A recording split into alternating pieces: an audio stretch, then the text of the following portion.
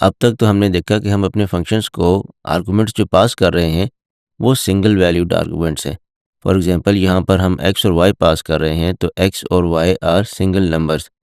1 2 10 20 एक single input होगी, single value होगी। लेकिन हम अपने फंक्शंस को लिस्ट भी पास कर सकते हैं, डिक्शनरीज भी पास कर सकते हैं और लिस्ट ऑफ डिक्शनरीज भी पास कर सकते हैं। फॉर एग्जांपल इन दोनों को मिनिमाइज करते हैं and let's remove this code.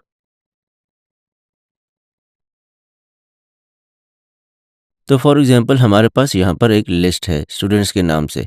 इस लिस्ट के अंदर डिक्शनरीज हैं, यानी कि ये स्टूडेंट्स जो है this is a list of dictionaries. Her dictionary में एक इंडिविजुअल स्टूडेंट है, उसका नेम, प्रोग्राम और उसकी एज उसमें लिस्टेड है। हमने एक फंक्शन बनाया एनरोल स्टूडेंट्स और उसको हमने पास कर दी ये अपनी लिस्ट ऑफ डिक्शनरीज। और फिर यहाँ पर इस फंक्शन के अंदर हमने प्रिंट कर लिए जो भी इस लिस्ट ऑफ डिक्शनरीज में स्टूडेंट्स थे उनके नेम्स, उनके प्रोग्राम्स और उनकी एज। मतलब कि हमने एक फंक्शन को अपनी एक लिस्ट ऑफ डिक्शनरीज पास की, बजाय इसके कि हम उसको एक सिंगल वेरिएबल पास करते, सिंगल वैल्यू पास करते, हमने एक लिस्ट ऑफ डिक्शनरीज पास की।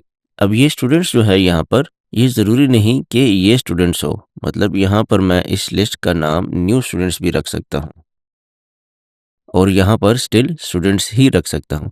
इसका मकसद ये है कि यहाँ पर जो पैरामीटर है उसका नाम है स्टूडेंट्स, लेकिन ये होगी क्या, this should be a list of dictionaries, क्योंकि यहाँ पर हम एक लिस्ट ऑफ डिक्शनरीज की प्रिंटिंग कर रहे हैं।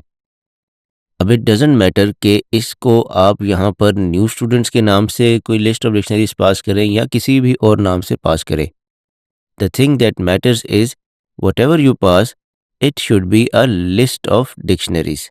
अब जब हम इस फंक्शन को कॉल करेंगे एनरोल स्टूडेंट्स को, तो इसमें हम न्यू स्टूडेंट्स की लिस्ट ऑफ डिक्शनरीज को पास कर देंगे। अब आप देख सकते हैं कि फंक्शन की डेफिनेशन में पैरामीटर का नाम डिफरेंट है और यहाँ पर जो हमने इसको आर्गुमेंट पास किया है, जब हमने इस फंक्शन को कॉल किया है तो आर्गुमेंट का नाम डिफरेंट है, इट इज़ न्यू स्टूडेंट्स। लेकिन इट डजेंट मैटर। तो इसको रन करके देखते हैं। तो यहाँ पर आप देखें हमारे पास था एलेक्स, मार्टिन, डेव एंड लीसा और इन्हीं को हमने यहाँ पर प्रिंट किया। ये फर्स्ट लूप जो है आउटर लूप ये लिस्ट को ट्रेवर्स करेगा, यानी कि बारी बारी लिस्ट के हर इंडेक्स पर जाएगा। और जो इनर लूप है ये वाला फॉर की value in student dot items, ये हर डिक्शनरी को ट्रेवर्स करेगा और उसमें से हर डिक्शनरी की वैल्यू को प्रिंट कर देगा।